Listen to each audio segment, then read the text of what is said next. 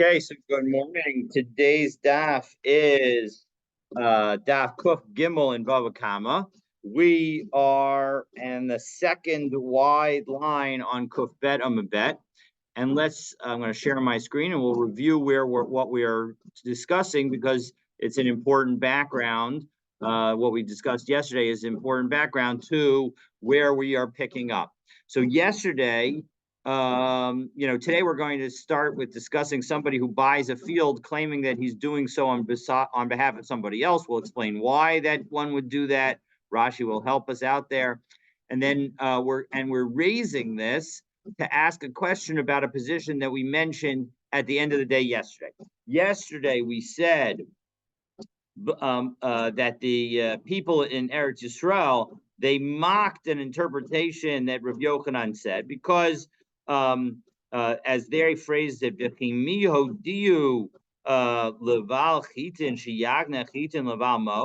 so who's telling the seller of wheat that the buyer is the person who is the money guy? Because he's dealing only with the agent. So as a result, the seller has no idea that there's somebody behind the agent who's actually purchasing the wheat. And the implication is that in order for an acquisition to work, the buyer needs to know the seller and the seller needs to know the buyer.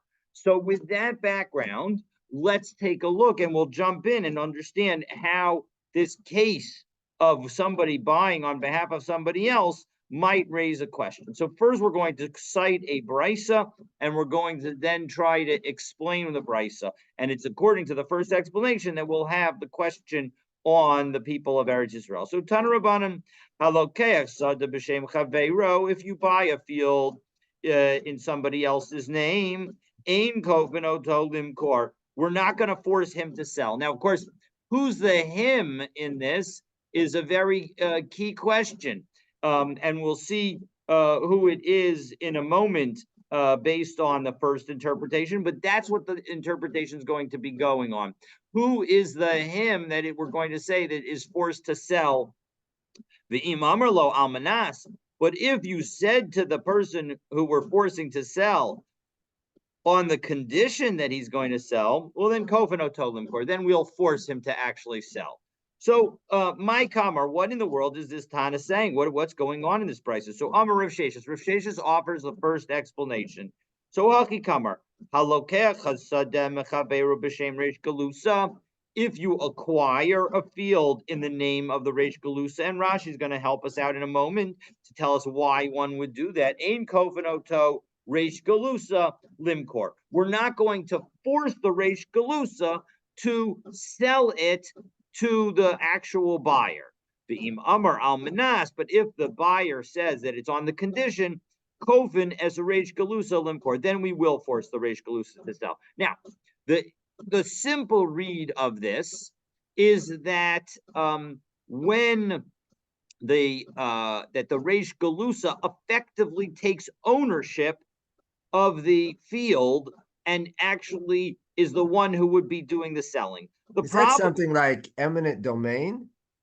No, this is not. This is, let's take a look at Rashi, and Rashi will help us out to explain what's going on and why is going on, and then we'll discuss the question that I was raising. So we're now 5, 10, 15 lines up in Rashi on the narrow lines on Kufet Amabet. You tell the seller, I'm really buying this for the Reish Galusa. V'niskabin, but his intention is lahatil ema, to create fear, shelo yatzu alea asikin, that nobody will want to try to interrupt the sale and say, hey, I had a lien on this property and I really own this property, because they don't want to fight. Nobody wants to fight with the Reish Galusa. Nobody wants to be, that guy. Because of Hamoker Star, Hamachiru B'Shem Reish Galuska. And so as a result, the document that evidences ownership says that it belongs to the Reish Galusa. Now, the issue is the following. Now, I would have, if I were all on my own on this, I would have understood this as saying that, look, the guy intended for the Reish Galusa to own it. So as a result, the Reish Galusa owns it. But the truth is, if you think about it a little bit deeper, and maybe I might have gotten there on my own, but in any event, thankfully, I have other sources to help me here, that in fact, it doesn't make sense for the buyer to actually not own this. Because, of course, even though he's saying that he's buying it on behalf of the Reish Galusa, his own intention is to buy it for himself. And so, therefore, when he makes the acquisition of the field, he is making an acquisition for himself. And so, as a result, when we say in the that we're not going to force Ein Kof and Reish Galusa, what does that mean? Continuing on in Rashi, now we're 10 lines up in Rashi. Lachzor, the Reish Galusa does not have to go back. V'lichtov shtar machira shehu makra l'lokeach. He doesn't have to write a separate document that he sold it to the actual buyer.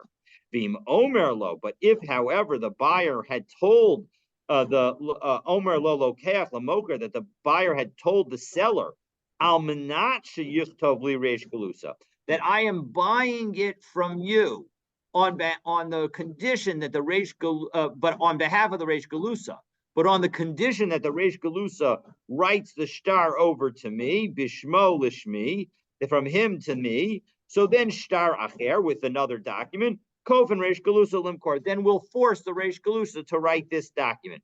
Now, of course, this is odd because when it would be odd for you, the seller, will pretend Ken's the seller, Moshe's the Reish Galusa. So and I'll be the buyer. So I say I'm buying it on behalf of Moshe, and you say great, and I say it's on the condition that Moshe writes me a shtar after he takes it, and you say great. So now all of a sudden, somehow I've forced Moshe to write something to me. That doesn't make any sense, right? How could Ken and I somehow create that obligation for somebody else? So the answer is that that's exactly the problem that we're going to raise. Does the Reish Galuta even know what's going on? Or is this person no, of course not. He doesn't have any idea. So what right does this person have to use the name of the Reish Galuta? Well, he's doing it. He's doing it as subterfuge. Again, he's trying to prevent anybody from complaining about this. So, isn't that a measure of fraud? Yes, well, there is, but the question is does he have an obligation to those he is defrauding? So that would be the argument. But yes, you're absolutely right that this seems to be a violation of Imnei Sheker Tirkak, that you should stay away from falsehoods, which was, of course, this past week's parsha. So I agree with you completely and we'll get there shortly to say that can't be what this is talking about. But in the moment, in this understanding that we could currently have, we're going to ask a question on the view that they had in Israel about the requirement that the seller know the identity of the purchaser. So Amar Mar, halokesa debeshem reish galusa, ein kofen oso reish galusa limkor. So again, now rereading our brisa as we've now understood it, if you buy it on behalf of the reish galusa, we don't force the reish galusa to sell it. But miklal demikna kanyule, but the buyer did acquire it, meaning when we say that we don't make him to write the document, that even though the evidence isn't there, the field does belong to the buyer. So even though I used Moshe's name, I own the field. So lema pliga dibnei ma'arava. It seems like this is a disagreement with the people in the West, namely in Israel. Because what did they say? Who told the seller of wheat that the wheat is being sold to the investor? Meaning nobody told him. So as a result, it's not a good transaction. And just as that would not be a good transaction, I wouldn't be able to buy it from you, Kenneth, because without having told you that I bought it from you. So imishum ha lo kasha. Well, 1 second. That's not really a question. That's not really difficult for the people in Eretz Yisrael because kigon de odei leval sadeva de odinu l'sadeh. We could say that we're talking about a situation where everybody who's involved in the transaction, the witnesses, the seller of the property, and me, we all know that I'm doing this as a falsehood, that this is a trickery. And so as a result, there's no the person who's selling it knows that I'm the one who's the actual buyer and is actually transferring it to me. So Ella Ema Sefa, but if that were true, what's the whole point about the end of the brisa? Because if I say almanas, if I say that it's on the condition that the Reish Galusa is going to sell the field to me, Kovan Oso Reish Galusa Limkor, we're going to force the Reish Galusa to sell it. The fundamental question that, of course, we had as we were going into this, because that is what makes this understanding so difficult. For Lema Reish Galusa, why should the Reish Galusa be subject to anything? Let the Reish Galusa say the following: Lo yakraichu beina, v'lo zilusaichu beina. I'm not looking for you to pick me up, and I'm not looking for you to put me down. The bottom line is that you shouldn't interfere. I've got no dealings in this case. Keep me out of it. And So that's in if the fact buyer and the seller both know what's going, why do you even need the Reish Galusa? He's got no skin in the game. excellent question, because you need the Reish Galusa because the document itself is written from the seller to the Reish Galusa. And so if somebody, as we'll see shortly, if the heirs of the Reish Galusa come and say, hey, we understand that this property belonged to our dad. Well, then they would be able to collect it because all the public evidence is that it belongs to their dad because you wrote a contract that says that it belongs to him. So that's the issue. The issue is that I now want evidence that it belongs to me. And right now the contract says that it belongs to the Reish Galusa. So therefore, we're going to have a new interpretation that is going to make a lot more sense. Ella Amar Abaye. Abaye offers answer number 2, an explanation number 2. Hachikamar. This is what is the Tana in that Bryce is trying to say. Again, we're going to talk about buying on behalf of the Reish Galusa because, again, we're trying to prevent anybody in the world from trying to complain about it. Ein kofen es hamocher limkor zimna achriti. I can't force you, the seller, to sell it to me a second time, meaning to write a second document. So Rashi explains what's going on here. Lachzor v'lichto, again, top Rashi on Kuf Gimel Amid Bet, Kuf Gimel Amid Aleph, excuse me, as we've turned to Kuf Gimel Amid Aleph. So Ein Koven Es HaMoker, we're not going to force the seller Lachzor v'lichto shtar machira to acher l'lokeach. We're not going to force the seller to write a second sale document to the purchaser. Shahaya lo lahatnot lahodio ksu shtare b'shem reish galusa, because he had already set up that he's going to write the document in the name of the Reish Galusa. She'im yatsu asikin. So that way, if people complain, elahem, I'm going to show to them shehu shel Reish Galusa, that this property really belongs to the Reish Galusa, and then they won't want to fight about it. Because of lishtar acher. But on the other hand, I'm asking that you write me another contract bishmi, in my name. Because I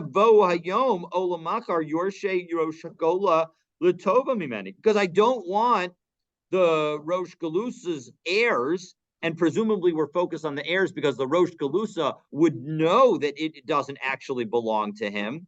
But his heirs, they don't necessarily know what belongs to their dad or not. And they might have heard that there's a contract out there that says that this field belongs to their dad. And so as a result, they'll come and they'll try and take it from me. And so I need the second document in order to prevent them from being successful in their lawsuit against me.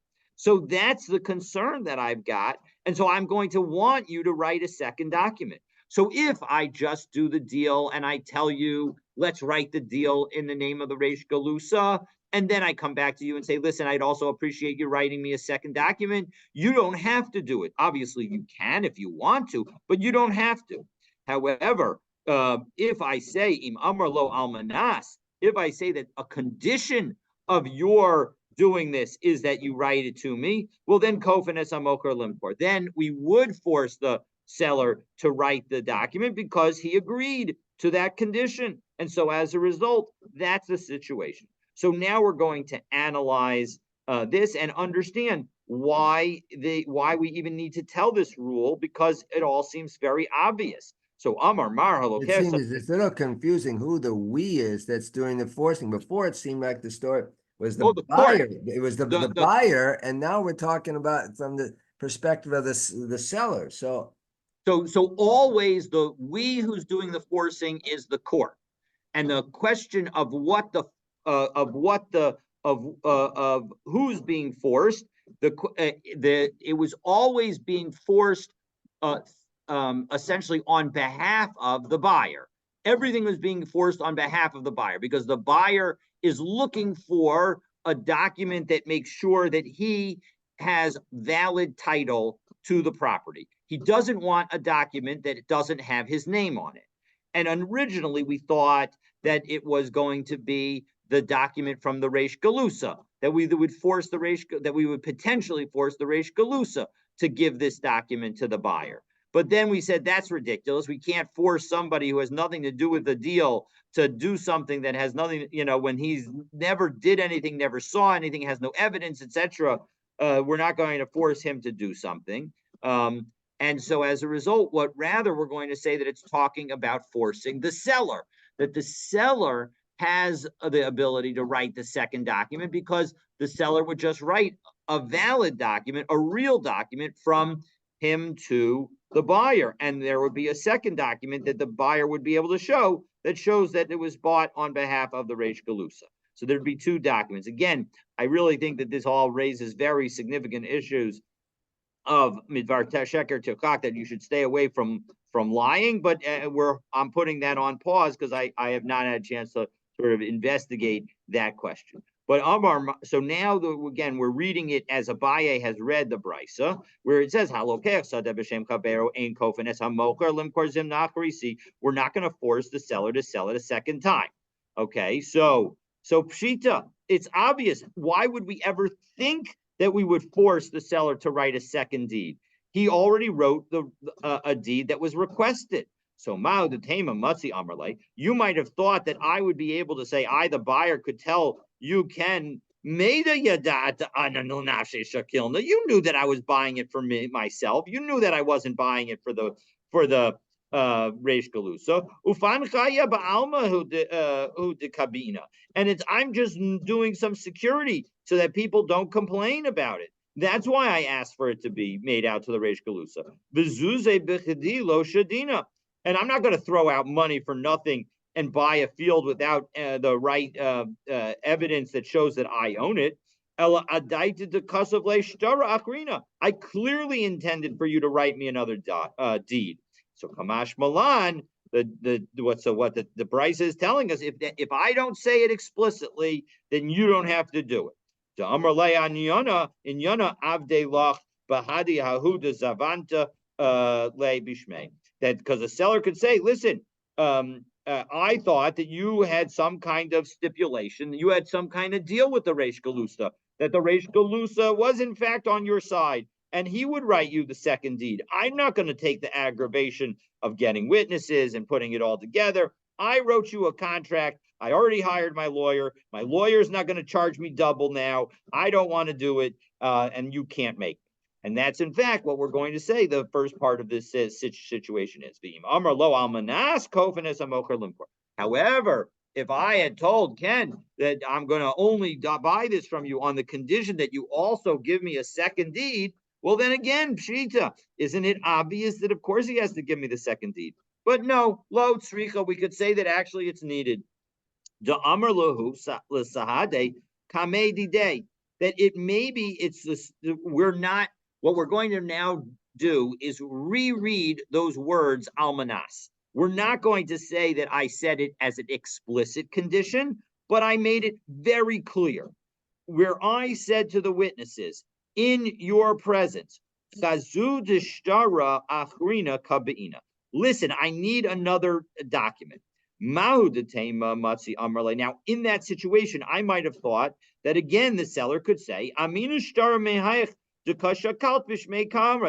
thought you needed another document from the Reish Galusa. Kamash Malan, Once the second document issue is raised in the front of the seller, so then the seller can't say, I had no idea that you were going to need me to write a second document.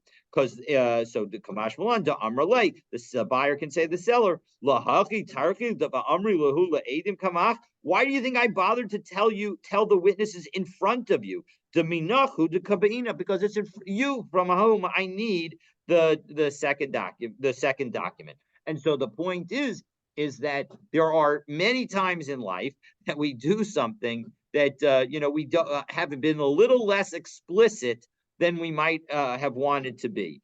And the point is that in those situations, the question is sort of like, which way does the predominance of the main evidence go? And so in this case, if I was totally not explicit with you and I just thought everything was implicit, we're going to side with the seller. On the other hand, if I was somewhat explicit and it was clear that I needed the second document, then we're going to side with the buyer. Okay, but all of that was, again, brought in order to challenge the view in Israel, but that view was successfully defended because we've given now a second interpretation to that price. So But now this the is for Gemara, really for the benefit of the buyer. The seller doesn't really care if there's 100%. a second document. It's the buyer Correct. wants to ensure that he actually bought the property. Correct. 100% correct. That is exactly right. That is exactly right. And that's why the seller doesn't care and if he can, he'd like to get out of it because there are costs, even if it's just opportunity costs, there are costs associated with his. So now we're going to, again, deal with a situation. We're going to actually introduce the topic of ribis a little bit. And we're going to deal with a situation where we had before, the last case was where where an investor gave money to an agent. Here we're going to modify the facts a little bit, and you'll see that there's a very analogous situation to the situation that we dealt with yesterday. So Rav Kahana Yav Zuza Akitana. Rav Kahana gave some money for some flax. Now he gave it to the seller, but he did not take the flax. Okay, Lasov Ayakar Kitana, and then the flax appreciated in value.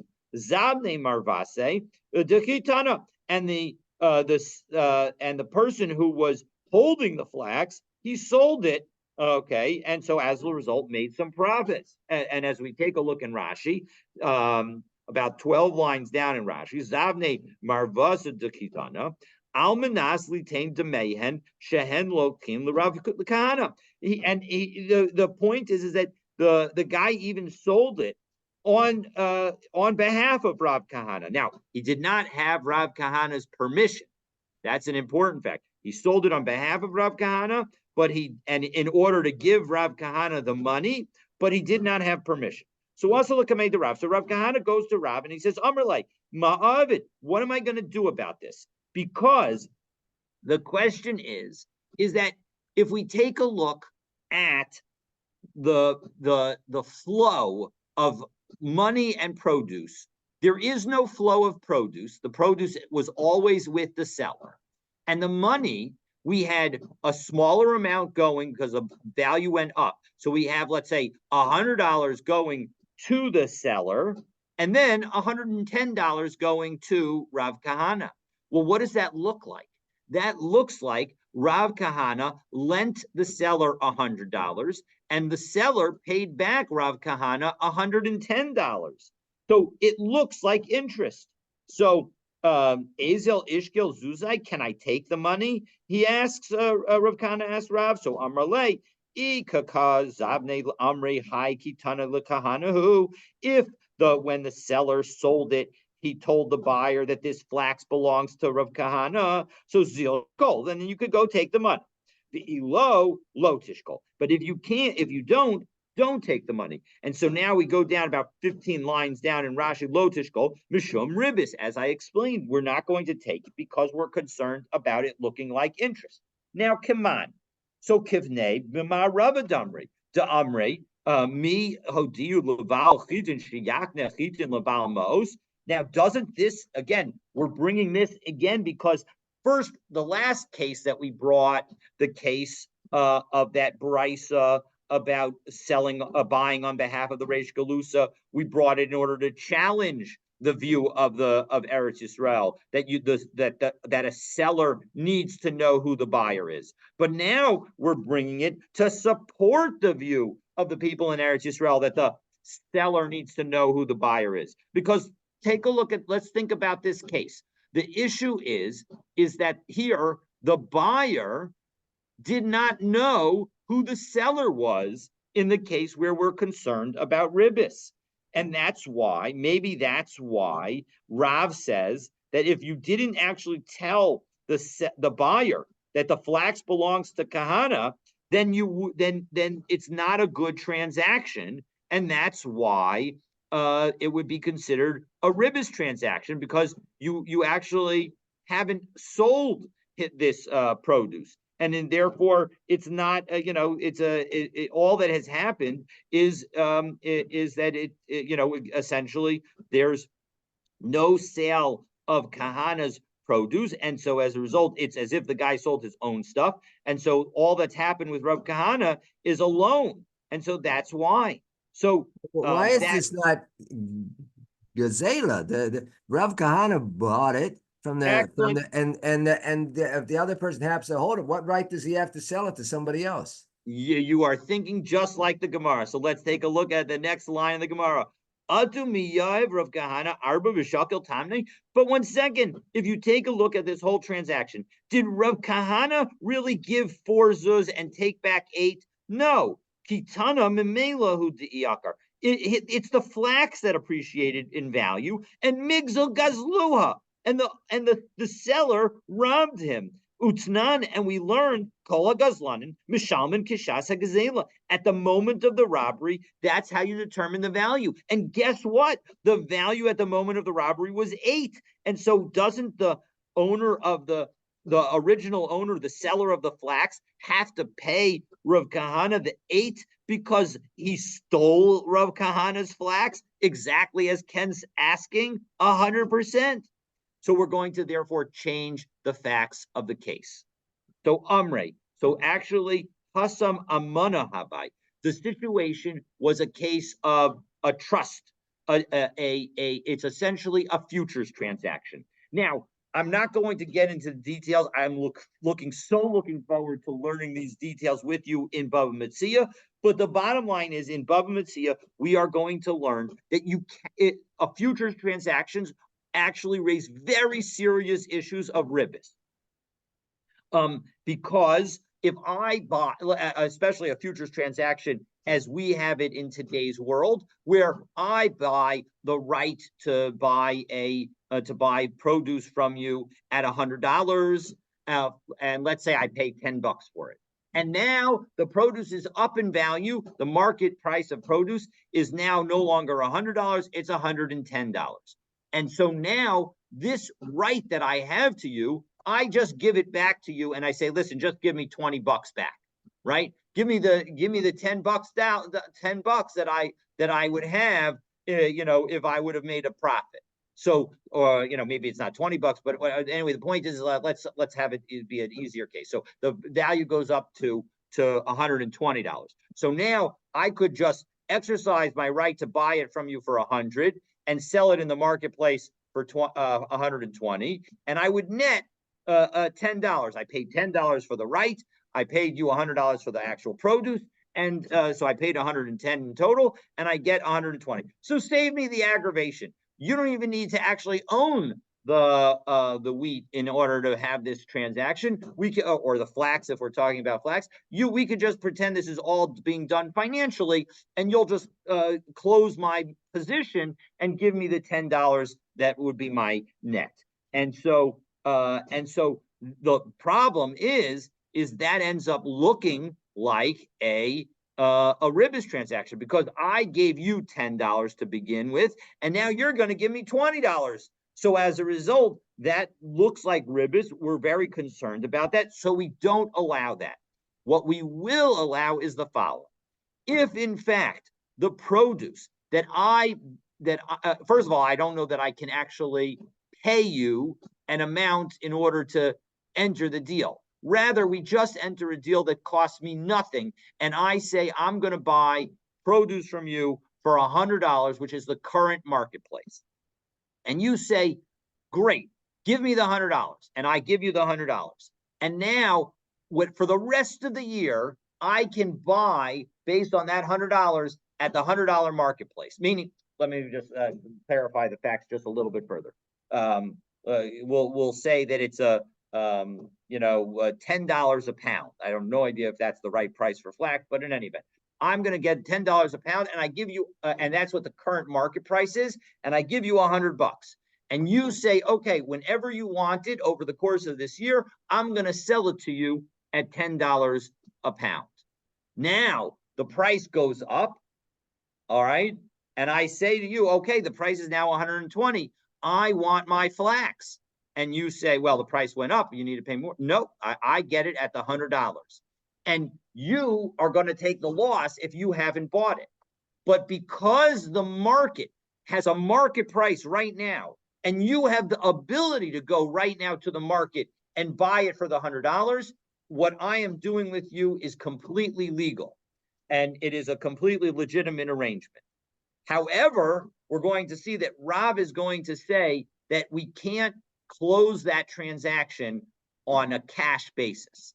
So even though, so let's say again, I agree to buy 10 pounds of flax for $100, and because the market price is right now $10 a pound, and the price goes up to $12 a pound, and I say to you, okay, I want my my flax because I can go make $20 in the marketplace now, and you say, listen, why don't I just give you your $100 back, and I'll give you $20 extra, which is the profit you would have made, and that way I don't have to go to the market and get you the flax. That would be illegal. That would be improper. That would be looking, according to Rav, looking too much like ribbis. You have to go to the market, get the flax, give me the flax. I have to go to the market and sell the flax, and that's the way I can close our transaction. And so let's take a look at that inside. That was all background in this idea that we don't want transactions that look like I give you a set amount of money and you give me more money back, because that looks like interest. So Amri, that case that we had with Rav Kahana and the seller, that was a case of trust. V'lo mashke Rav Kahana l'chitana, and Rav Kahana never actually took ownership of any flax. V'Rav l'tameh, and Rav follows his reasoning. Amar Rav osin amana beferos. You can do a futures contract, this trust contract for fruit, but they ain't osin amana bedam. But you cannot do it for money, meaning you can't close the transaction on a monetary basis without doing it. And so what we've now explained is why we're going to allow, why Rav said to Rav Kahana that, listen, if you never took ownership of that flax. And so as a result, the only way that this won't be viewed as a mana bedumim case, as a futures case on cash, is if the seller officially told the buyer of the second buyer of the flax that he was selling Rav Kahana's flax. Otherwise, it looks too much like closing the futures deal based on cash, and Rav prohibits that. And so that explains why Rav says what he says. And this is not, in fact, a proof that Rav agrees with the people in Israel who say that a buyer and seller need to know the identity of the other party. Okay, so that brings us to the next Mishnah. The next Mishnah, very interesting. Now, again, we just as last parak, I believe it was last parak, we ended with talking about how one does tshuva. Here too, or maybe it was two parakim ago, I think now, we're going to discuss a little bit of the tshuva process here as well. If it's not a proof, then what was the bottom line? What are we? What's the maskana then? What's the maskana then? The maskana in connection with whether or not we agree with the people in Israel that the buyer needs to know who the seller is. I think that we do not. I did not actually look up that halacha, but it certainly seems to me that we do not hold that way. That you need to know who the buyer and the seller need to know their identity. It certainly seems that we allow an agent to work on behalf of a buyer and not disclose who the principal is to a transaction. That certainly seems to be, based on the placement of the Ein Mishpat, seems to be the halakha, that in fact we do not agree with the position in Israel, and that we allow agents to work on behalf of somebody else without disclosing who the principal is. And so we don't actually conclude like the position is in Israel. Okay, so again, we're now going to change to a little bit of discussion of what do you need to do in order to gain some level of atonement. And so, and as a reminder, we're going to now deal with somebody who didn't just steal the item, but he swore falsely about having stolen the item. So Agoza, and therefore, as the Torah says, we're going to require him to pay a quarter extra, which of course the Torah refers to as a fifth, because after you pay the quarter and you end up with 125%, that 25% is 1/5 of the total amount paid. So let's take a look. If you steal something that's worth a pruta v'nish below, and you swear that you didn't steal it, and then you eventually, as Rashi says, v'nish below al sheker, and you lie about it, v'hoda, and then you admit it. Yolichenu acharav l'madai. You have to go all the way to Madai in order to return it. As Rashi says, next Rashi on the Mishnah, de'ein lo kapara ad sheyachzer l'nigzal atzmo. You need to return it to the victim, the theft victim himself. Diksiv la'asher hu lo. That because you need to give it to him. The Gomer, the Gabi Nishba l'sheker ksiv, and this pasuk, which is in Vayikra Hey, is written in connection with somebody who swore falsely.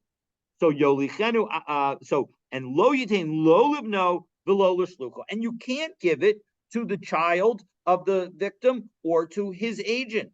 Why? Because shel nigzal, no shel nigzal, you can't give it to the child of the victim. Laholichol nigzal, to take it to the victim. She'im ya'anisehu, because if some kind of onus were to happen, chayiv lahachzir, he would still be obligated. Meaning it might work if the child or the shliach actually gets there, but if God forbid something happens to them and the return doesn't happen, there's still going to be an obligation on the perpetrator, on the person who's trying to do tshuva, to pay back the victim. Delo havi hashava adamati lidei kida amran, because it isn't considered returned until it goes back into his hand. What about Yorshim?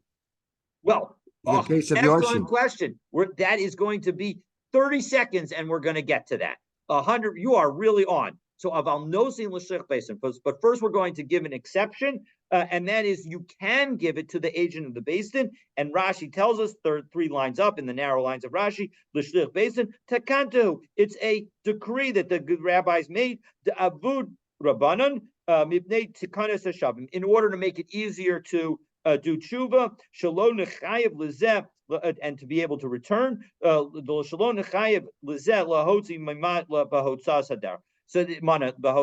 you shouldn't have to spend $100, for a $1 or less than $1, for a penny theft. He shouldn't have to spend $100 of travel expenses. So we'll allow him to just deposit it with the court. And now Ken's question: what happens if the guy dies? Well, then, yes, in that situation, Yachzer Liyorshim. Then you can return it to the heirs, because then there isn't a guy to return it to. Nasan lo asa keren below nasan lo asa chomish. What happens if you only gave back the principal and you didn't give back the fifth? Or machal lo ala keren, or the victim forgave the principal, below machal lo ala chomish, but he didn't forgive giving back the fifth. Machal lo al zev al zev, or he forgave everything. Chutz mipachos shava prutam b'keren. Or he forgave everything except for less than a shava pruta of the principal, then ein tzarech leilech acharav. You don't need to pursue the guy all over the world, because then it's either only the penalty, or it's less than a shava pruta of the original amount. Nosan lo es chomish v'lo nosan lo es karen. However, if he gave him the fifth, but he didn't give the principal, or machal al chomish v'lo machal al karen, or he forgave the fifth and he didn't but he was not mochel on the karen, machalo al zeh, or he was mochel on everything, chutz mishava pruta b'karen, except for a pruta's worth of the principal, sarach leilech acharav. Then he needs to follow the guy all around the world in order to pay back.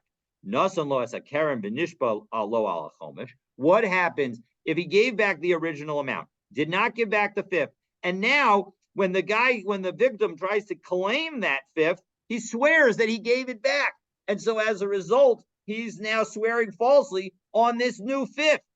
So as we turn to Kuf Gimel Amabet, chomish al chomish. You have to pay a fifth on the fifth. Until the value that you're swearing about would be less than a shava pruta, and then you would not have to pay any further surcharges. So we won't charge you a fifth of a penny essentially. And all of these laws that we just went over also apply not only to somebody who steals, who robs, but it also to somebody who gives a deposit. And frankly, it applies to other situations, as we'll see in a moment. Shenamar, as the pasuk says, this is the pasuk in Vayikra, Perek Hey, Sukim Kaf Aleph and Kaf Bet, B'Pikadon, O B'Sumas Yad, O B'Gazel, O Ashak, O Es Ashak Es Amiso, that in all of these situations, whether it's a deposit, a loan, a robbery, defrauding, finding a lost item and denying it, if he swore falsely, in all of these cases, he has to pay the principal, the 1/5, and asham. Okay, so nishbalo in, lo nishbalo lo. So the implication of having to travel all the way over to Madai was only if the person swore, not if he did not swear. So Mani, who is that? Lo Rabbi Tarfon, below Rabbi Akiva. It doesn't seem to fit with either Rabbi Tarfon or Rabbi Akiva, because we have another Mishnah. This Mishnah is in Yevamos. Gazal echad mechamisha. If you robbed one of 5 people, be'enu yodea eza mehen, and you don't know which one, b'chol echad omer osi gazal. You robbed me. Maniach gazelu beineim umistalek divrei Rabbi Tarfon. Rabbi Tarfon says that you could put the robbed item among them and let them fight it out. Rabbi Akiva Omer lozo derech motzio. So midei aveira. That is not how you're going to be able to get out of this sin. You have to pay each one of them individually. So now, Mani, which of all these could be our Mishnah? Is it Rabbi Tarfon? Is it Rabbi Akiva? Rabbi Tarfon. If you wanted to say it was Rabbi Akiva, Rabbi Tarfon. You said Rabbi Akiva. Yes, it's those two. Well, I'm sorry. Rabbi Tarfon. Yeah. I apologize. I was saying the Gemara is going to now ask, is it Rabbi Akiva or is it Rabbi Tarfon? So we're going to begin by asking, is it Rabbi Tarfon? Rabbi Tarfon, is it Rabbi Tarfon? Aval gav de ishtaba amar maniach gazela beinehem umistalik. If the case that we quoted in the Mishnah in Yevamos did not reference whether or not the person had sworn, so it doesn't seem to be. It could be dealing with where the person swore or didn't swear. And so as a result, it seems that even if he swore, the person would have to put he would be able to put the object between the 5 claimants and then let them argue about it. And our Mishnah sends him all the way to Madai. That seems excessive. If we were going to make him go to Madai, well, then we should certainly make him pay all 5 claimants. And Rabbi Akiva, and if you want to tell me that it's Rabbi Akiva, that doesn't fit, because Aval Gaf Delo Ishtaba, even when he didn't swear, Amar Ad Sheyashalom Gzelu Kol Echad Be'echad. In the case where you rob one of 5 people, Rabbi Akiva says that even if you didn't swear, you're going to have to pay each of them. But our Mishnah would only require you to go to Madai if you did swear. So it seems like it doesn't fit with either.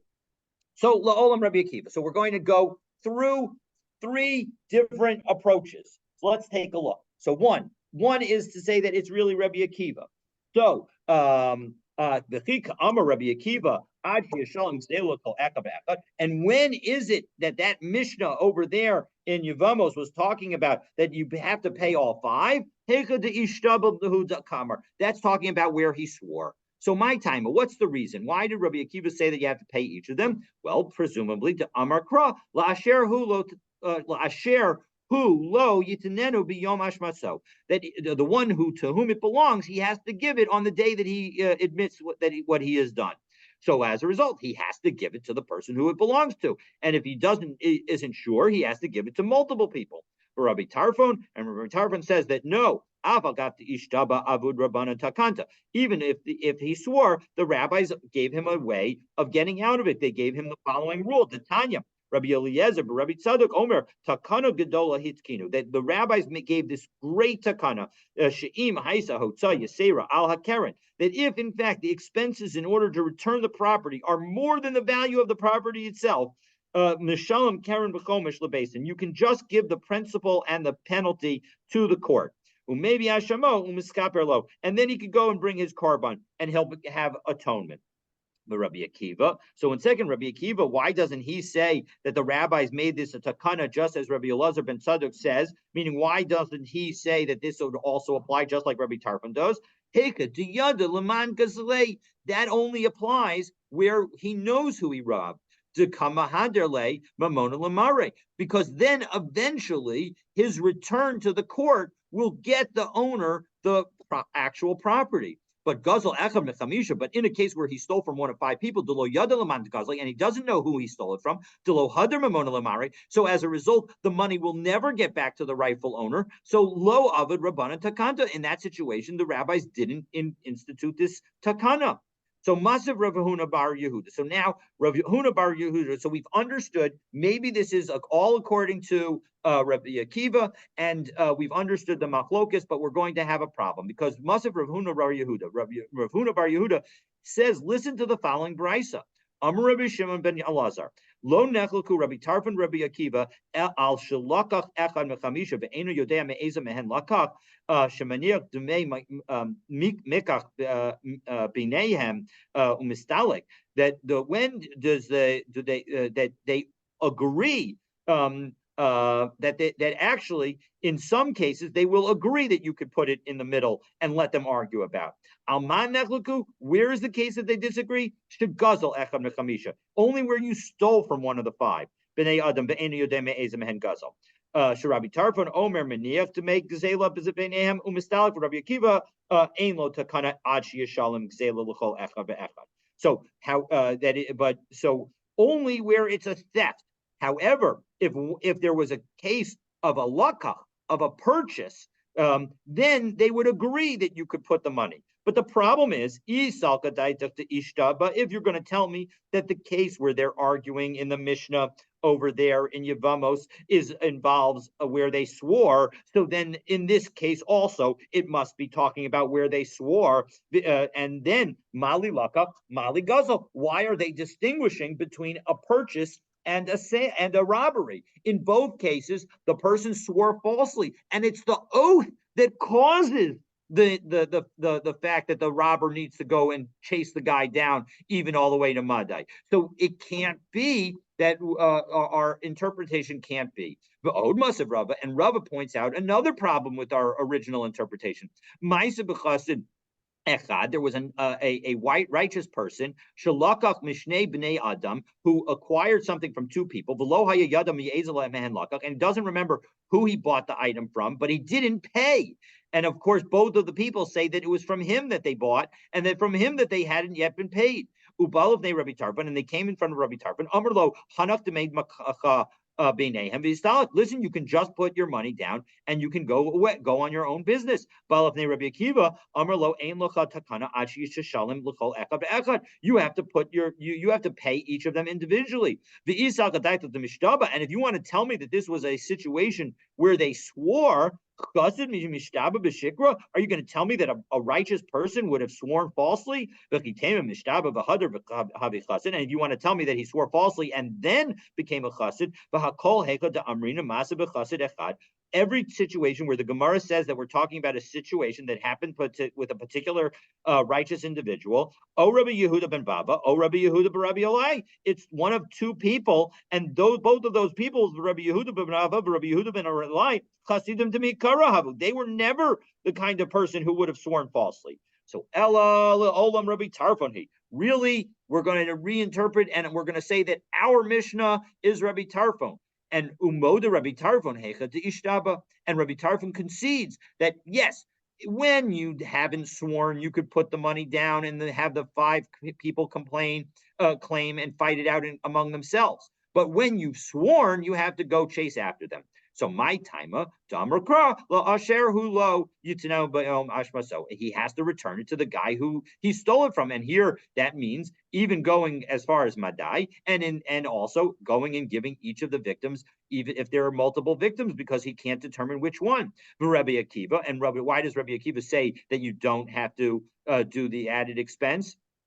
So Afal Gav de Lo Mishtaba Kanis. Why does he say that even when you don't swear that you still have to go, that you do have to go to the expense and you have to pay back all of them? It's because we have a kanas, we have a penalty that Rabbi Akiva imposed on people, even when on robbers, even when they didn't swear, they're going to have to pay back everyone. Well, one second, Rabbi Tarfon Michti, Hecha de Mishtaba lo sagya lo hada. So when the robber swore falsely, so then he's going to definitely have to admit what he did. Meaning, a first step in having to pay back somebody after swearing falsely is to confess the fact that you swore falsely. So Irya Benishba. So why bother telling us that he swore falsely? Afilu below shvuanami. Even without an oath, it seems that Rabbi Tarfon would say that you have to go back to the person if you admit that you did what you did was wrong. Because Modi Rabbi Tarfon, but Omer L'shnayim, Rabbi Tarfon agrees that when you say to two people, Gazalti echad mikem, I stole money from one of you, mana, $100, the Eina Yodea Ezo mikem, and I don't know which of you. Nozin l'zemana, l'zemana, you have to end up giving back $100 to both of them. So as a result, this can't be the answer either. So shekvar hoda mipiatzmo, because as we turn to Kufdalim Aleph, he's already admitted to his falsehood, to his having stolen. And once you admit it, you can only rectify your sin by giving back to each of the claimants. And so as a result, if given the fact that Rabbi Tarfon requires somebody who is seeking forgiveness for robbery to go through the added expense, even if he didn't swear, how can we say that the Mishnah, which is only requiring the person who's seeking forgiveness to go all the way to Madai if he does swear, how could that be Rabbi Tarfon? So the answer is it can't be Rabbi Tarfon. And so as a result, we're going to say that it's going to be somebody else. But who is it that it's going to be? Well, for that, you're going to have to stay tuned for tomorrow's daf. So tomorrow, God willing, we'll cover who it is that is the author of our Mishnah. Have a wonderful, wonderful day. Look forward to continuing our learning together. Have a good day. Thank you. All right.